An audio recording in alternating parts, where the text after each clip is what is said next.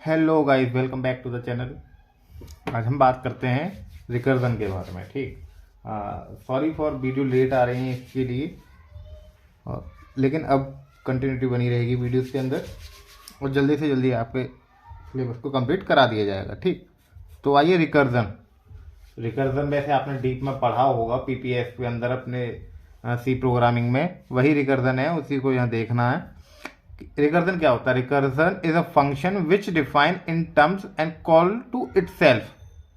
मतलब रिकर्जन ऐसा फंक्शन होता है जिस फंक्शन की हम बॉडी क्रिएट कर रहे हैं और बॉडी को क्रिएट करते समय उसी फंक्शन को हम कॉल कर लें। जिस फंक्शन की हम बॉडी क्रिएट कर रहे हैं उसी फंक्शन की बॉडी को क्रिएट करते समय उसी फंक्शन को कॉल कर लें, तो ये पूरा प्रोसेस किसका होता है? रिकर्जन का होता है। ठीक, वैसे जो रिकर्जन होता है वो अपने ही आपको कॉल कर रहा है। ठीक, आपने देखा होगा जैसे कि फैक्टोरियल वगैरह के प्रोग्राम आपको बनवाए होंगे, उसमें सी प्रोग्रामिंग में फर्स्ट ईयर में,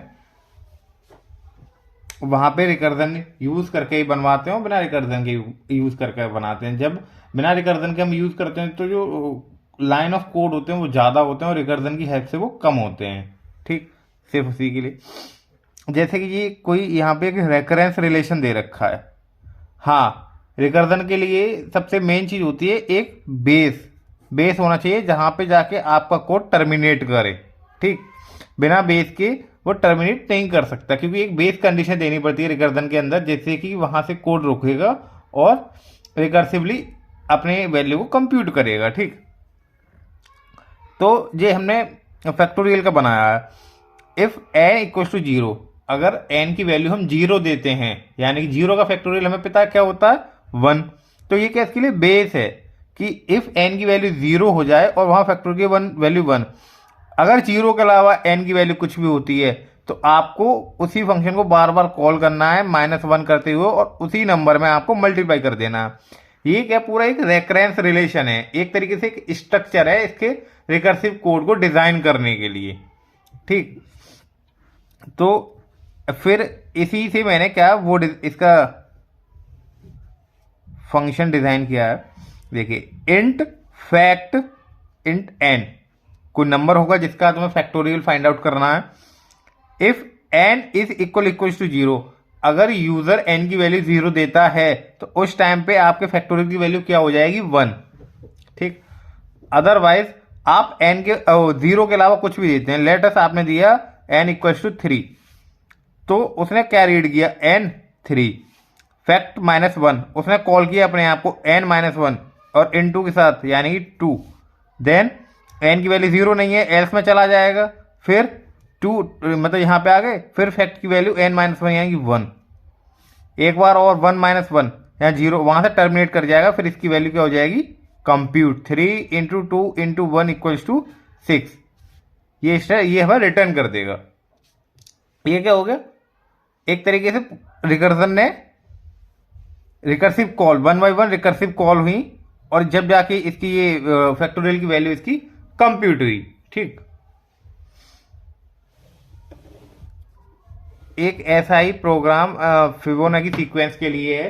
आपने फिबोनाची सीक्वेंस भी देखा होगा कि इसे भी मतलब ट्रेडिशन पैटर्न से बनाया जाता है कि आपको इनिशियली दो नंबर दे दिए जाते हैं, फिर आगे बताया जाता है कि with the help of iteration process, यानी कि लूपिंग यूज करते करते इसमें दो नंबर प्रीवियस के दोनों नंबरों का ऐड करेंगे और आगे के सम में आगे का जो सीक्वेंस जनरेट होगा वो पिछले दो नंबरों की हेल्प से जनरेट होता है। ठीक, फिबोनाची सीक्वेंस के अंदर वही यहाँ पे उसे भी देखते हैं क्या है, find the any term of Fibonacci sequence. अब उसके लिए भी एक मैंने रिकर्सिव कोड डिजाइन किया यहाँ पे।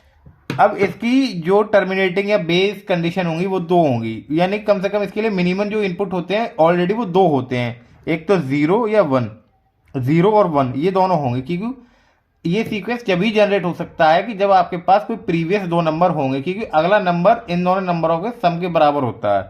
ठीक, अगर आप जीरो देते हैं तो जीरो रिटर्न कर देगा, वन देते हैं तो वन रिटर्न कर देगा। अदरवाइज ये क्या करेगा? जो भी आपने इनपुट दिया है उसको एक टाइम कम करके और टू टाइम कम करके उनके जो प्रीवियस प्लेस पे जो वैल्यूज होंगी उनको ऐड करता चला जाएगा और आपके आगे का सीक्वेंस जनरेट करता रहेगा अप टू एन तक जनरेट करेगा।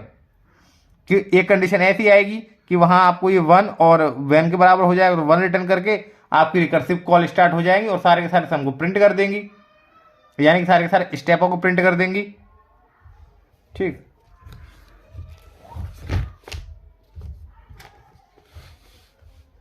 अब देखिए एक सम का प्रोग्राम और है यहाँ, उसे और देखिए। Finding sum of the element in stored, जो एरे में एलिमेंट स्टोर्ड है और उनका सम आपको देखना है with the help of recursor. Sum के लिए कि अगर n की वैल्यू 1 हो तो यानी कि उसी इंडेक्स नंबर 0 यानी कि इनिशियल कोई एरे होगा उसकी इंडेक्स पे a की वैल्यू पड़ी तो उसी को रिटर्न कराएंगे सम के अंदर, उससे ज़्यादा तो कुछ करा नहीं सकते। ये एरे का स्ट्रक्चर और ये कितने इनपुट हैं, वो कितने नंबर हैं एरे के अंदर, वो है। ठीक, if n is equals to 1 पहले इंडेक्स रिटर्न करा दो, अदरवाइज n-1 कर करके आप कंप्यूट करते रहिए। क्या करते रहिए? कंप्यूट करते रहिए वैल्यूज को। ये एक यहाँ टेल रिकर्सन, इसके बारे में बाद में अभी डिस्कस करेंगे, टाइप्स ऑफ रिकर्सन के अंदर ये टाइप्स ऑफ रिकर्सन का टॉपिक है। ठीक, आई होप ये रिकर्सन आपका क्लियर हुआ होगा।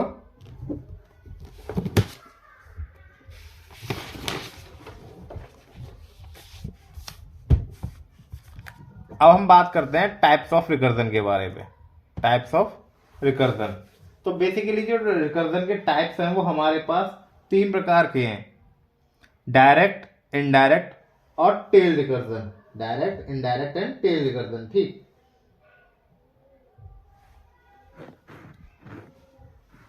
डायरेक्ट में जो होता है जिस फंक्शन के लिए आप रिकर्सिव, मतलब जिस फंक्शन में आपने रिकर्सिव कॉल, कोई फंक्शन है और उसकी आप बॉडी डिजाइन कर रहे हैं और उसी फंक्शन में आपने उस फंक्शन को रिकर्सिव कॉल कर ली है, तो वो आपकी डायरेक्ट रिकर्सन होती है। अगर इनडायरेक्ट जैसे वो होता है जैसे कि आपने कोई फंक्शन बना रहे हैं, उस फंक्शन में किसी दूसरे फंक्शन को आपने कॉल कराया और उस दूसरे फंक्शन में आपने रिकर्सिव कॉल ले रखी है जिस फंक्शन के लिए आप बना रहे थे। ठीक, जैसे कि ये कोई इंट फू नाम का कोई फंक्शन था, इसके अंदर आपने बार नाम के फंक्शन को कॉल किया, लेकिन जो आपने इसकी लिए जो रिकर्सिव कॉल है वो बार नाम के फंक्शन में कॉल कराई है, तो ये क्या है? इनडायरेक्ट रिकर्सन है। और टेल रिकर्सन वो होता है जो आपकी जो फंक्शन कॉलिंग होगी वो एट द लास्ट होगी। ठीक, that is a tail recursion. Tail recursion.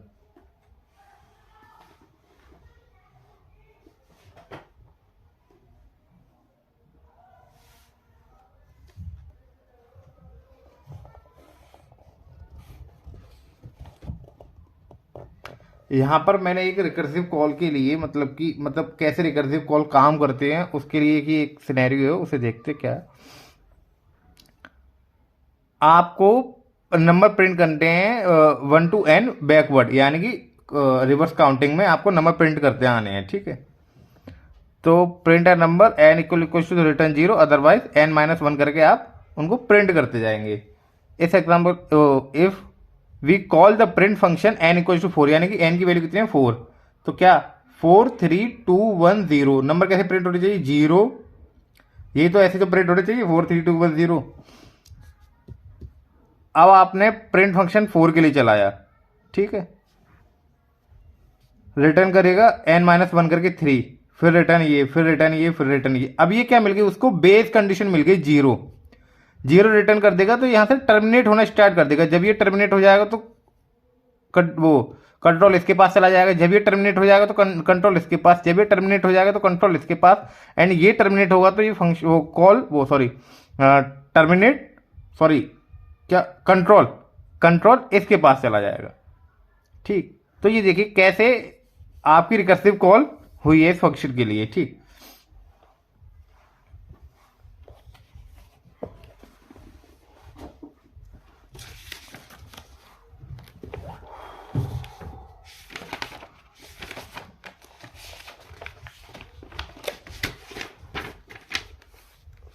अब बात आती है कि हम स्टैक पढ़ रहे थे, रिकर्सन कहां से आ गया बीच में। तो एक स्टैक जो होता है एक तरीके से एप्लीकेशन है रिकर्सन को रिमूव करने के लिए, क्योंकि जो रिकर्सन होता है, recursion is a very time consuming process. जो मशीन कंपाइलर जैसे आपके कोड को कंपाइल कर रहा है उस टाइम पे आपने कोई जैसे ये तो 4 के लिए था रिकर्सिव कॉल, आपने पहले पूरा का पूरा ट्रेवर्स किया, आप बाद में फिर रिकर्सिवली 1 लौट के आया वापस, वेरी टाइम कंज्यूमिंग प्रोसेस। ठीक, तो इसको रिमूव करते हैं with the help of stack. तो रिकर्जन इसीलिए इसमें ऐड किया गया है। Recursive function can be converted to a non recursive function using stack, यानी कि रिकर्सिव फंक्शन को हम नॉन रिकर्सिव फंक्शन में कन्वर्ट कर सकते हैं with the help of stack.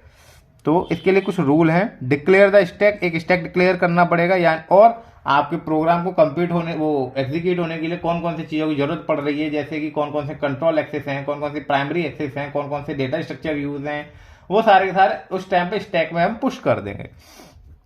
To mention level mention करेंगे उसके लिए। Push all the local variable and parameter into the stack, कोई भी लोकल वेरिएबल और पैरामीटर होगा हम उसको स्टैक में पुश कर देंगे। Push integer, set the value formal parameter, और वैल्यूज को फॉर्मल पैरामीटर की वैल्यूज को सेट करते हैं। Transfer the control to the first level using, अब जो कंट्रोल होगा लेवल बाई लेवल हम शिफ्ट करेंगे। ठीक, देखिए वही फैक्टोरियल का ही फंक्शन था। अब ये क्या है, ये with the help of recursion है, ये with the help of recursion है। अब हम इसको बाय लेवलिंग स्टैक हेल्प से रिकर्जन इसमें से रिमूव कर दिया है।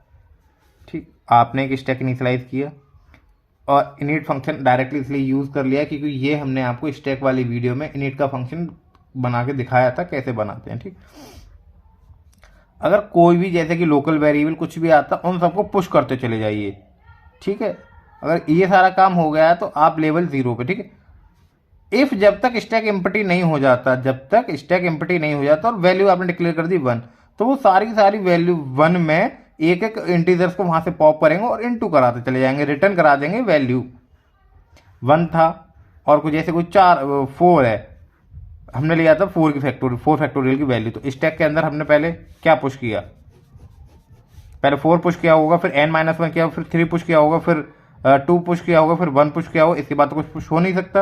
1 बाई 1 इसमें से पॉप करेंगे, 1 इंटू 1 इंटू 2 इंटू 3 इंटू 4। ठीक, अब इनका मल्टीप्लीकेशन करेंगे, कितना हो जाए 24, और 4 का फैक्टोरियल कितना होता है, यही होता है 4 इंटू 3 इंटू 2 इंटू 1 24। ठीक, तो आपने देखा कि ये कैसे इसमें से ये रिमूव हुआ है, रिकर्जन को कैसे हमने इसमें से रिमूव किया है। ठीक, आई होप रिकर्जन से रिलेटेड जितना भी कंटेंट एकेटी में पूछा जाता है वो मैंने आपको इसमें वीडियो में बता दिया। ठीक, इससे ज़्यादा रिकर्जन के बारे में या रिकर्जन से रिलेटेड कुछ नहीं आता पेपर में। Tower of हनोए very very important problem, ये पेपर में बहुत बार डायरेक्टली ऐसे ही पूछी जाती है, टावर ऑफ हनोए। ठीक, तो ये क्या है, ये टावर ऑफ हनोए एक मैथमेटिकल पजल है। टावर ऑफ हनोए एक मैथमेटिकल पजल है और इसके कुछ सेट ऑफ रूल्स हैं इस प्रॉब्लम को सॉल्व करने के लिए। आइए देखते हैं क्या है इसमें। क्या है, आपको कुछ आप इनको कहीं कहीं बुकों में इसको पैक कहते हैं, लेकिन हम इनको कुछ लाठी या डंडे या पिलर भी कह सकते हैं।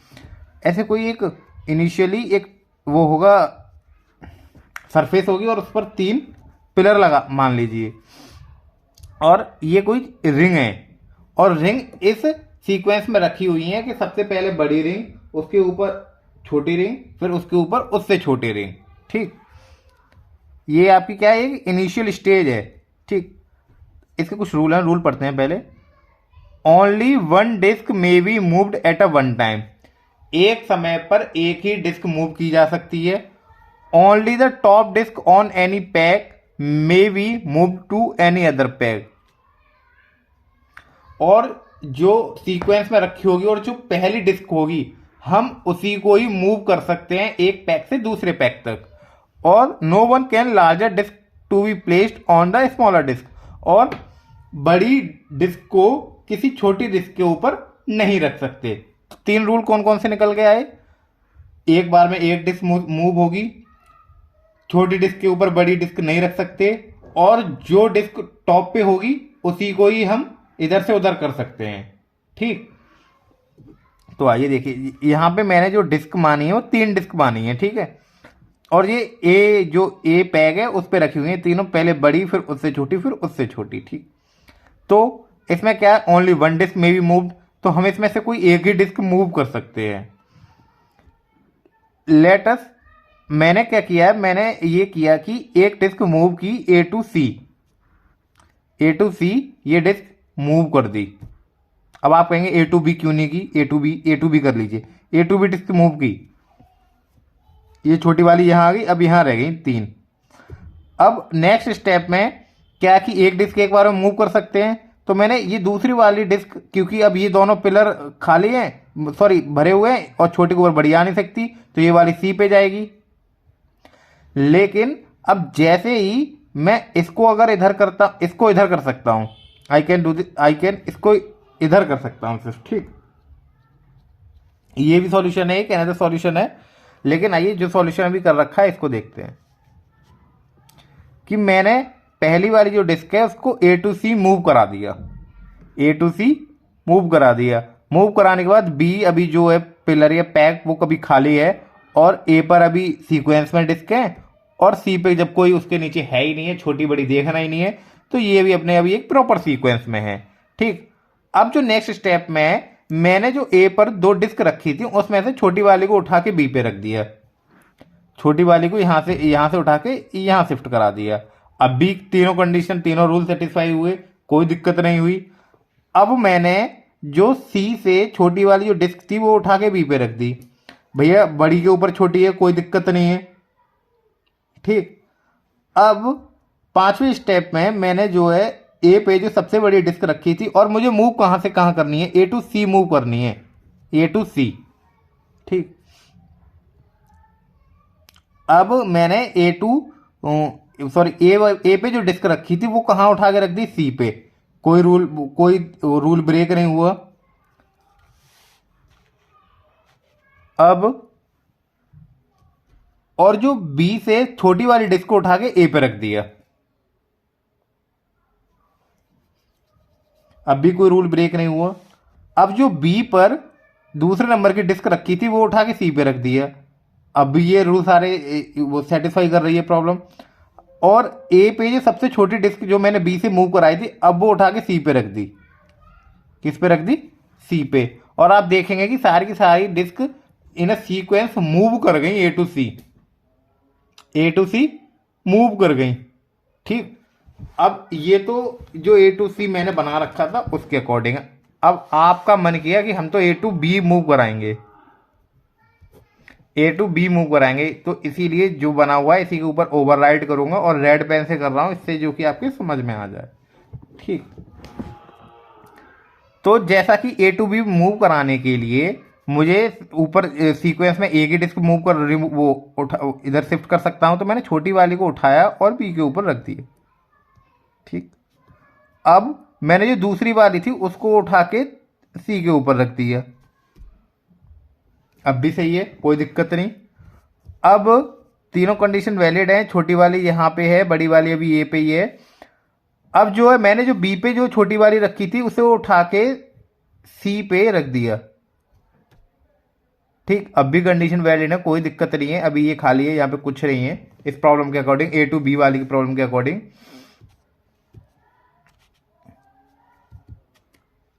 अब नेक्स्ट स्टेप में मैंने जो ए पे वो रखी हुई थी डिस्क, अब उसको उठा के बी पे रख दी है, और सी की एज इट इज रखी हुई है, कोई दिक्कत नहीं। अब जो सी पे छोटी वाली रखी हुई थी उसे उठा के मैंने कहां कर दिया, ए पे रख दिया। ठीक, और बड़ी वाली बीच में है और मिड वाली लास्ट में है। अब जो मिड वाली लास्ट में थी उसे उठा के बड़ी वाली को ऊपर रख दिया। ठीक, और छोटी वाली तो ए पे है ही है। अब आप देख ही सकते हैं कि ए टू बी भी मूव हो गई, सारी की सारी डिस्क ए टू बी भी मूव हो गई, ए टू सी भी मूव कर लिया हमने, और ए टू बी भी मूव कर लिया। ठीक, आपको अगर पेपर में टावर ऑफ हनोई की प्रॉब्लम आती है तो इसी तरह आपको ये डायग्राम के थ्रू आप दिखा सकते हैं, जिससे कि अच्छा इंप्रेशन पड़ेगा। और जो टोटल नंबर ऑफ स्टेप हम इसमें निकालते हैं तो आपने देखा होगा 2 की पावर n माइनस 1, ये सीधा एक जनरल फॉर्मूला होता है, इसके हेल्प से निकालते हैं। अगर जैसे मैंने n की वैल्यू यहाँ पे 3 ली थी तो 2 की पावर 3 माइनस 1 यानी कि 8 माइनस 1 7। अगर मैं n की वैल्यू 4 यानी कि 4 डिस्क लेता तो 2 की पावर 4 माइनस 1 यानी कि 16 माइनस 1 15। ऐसे कितने स्टेप बनते? 15 स्टेप बनते सॉल्व करने के लिए प्रॉब्लम को। ठीक, और आपको एक और बात बताऊं, जो इसकी टाइम कॉम्प्लेक्सिटी और जो इसकी हम टाइम कॉम्प्लेक्सिटी देखते हैं इस प्रॉब्लम की, वो कैसे देख लेते हैं? ऑर्डर ऑफ एन 2 की पावर n माइनस 1। और हम ये जानते हैं कि जो कांस्टेंट टर्म होते हैं हम उनको नेग्लेक्ट कर देते हैं, तो इसकी टाइम कॉम्प्लेक्सिटी हमेशा बिग O ऑफ 2 की पावर n की फॉर्म में निकल के आती है। ठीक, ये टावर ऑफ हनोई की एग्जैक्ट प्रॉब्लम है, कैसे सॉल्व करनी है आपने देख लिया। अब इसके लिए जो कोड है वो मैं आपको दिखा देता हूं। आप चाहें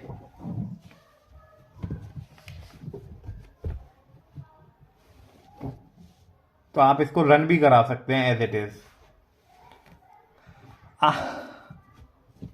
पहले मेन फंक्शन देखिए, कोई वेरिएबल नंबर ऑफ डिस्क आपने यूजर से रीड कर ली और आपने जो टावर ऑफ हनोई का फंक्शन कॉल करा लिया। ठीक, ये मेन फंक्शन की बॉडी है। अब आप टावर ऑफ हनोई फंक्शन की देखिए, नंबर ऑफ डिस्क रहेंगी और कितने, ये कैर भी मतलब कैरेक्टर भी कैरेक्टर सी, ये रिप्रेजेंट कर रहे हैं नंबर ऑफ पिलर्स, कितने पिलर्स कैसे यूज हुए हैं। ठीक, अगर एन की वैल्यू 0 से यानी कि 1 या 2 भी डिस्क होती है तो उसकी वैल्यू अगर 0 से बड़ी होती हैं तो हम ये प्रॉपर सीक्वेंस यूज करेंगे, tower of Hanoi function call करेंगे और कैरेक्टर को प्रिंट करेंगे ए टू सी प्रिंट करा रहे हैं हम इसीलिए। और टेल रिकर्जन बी ए सी एन माइनस का मतलब कि रिकर्सिव कॉल चलती रहेंगी, इसमें number by one step print होते चले जाएंगे। ठीक, आई थिंक आपको ये प्रॉब्लम समझ में आई होगी, इसका सॉल्यूशन भी आपके समझ में आया होगा। आप इस चाहें तो इस पूरे कोड ऑफ सेगमेंट को रन भी करा सकते हैं और देखिए कि यही स्टेप आ रहे हैं या नहीं आ रहे। Thank you.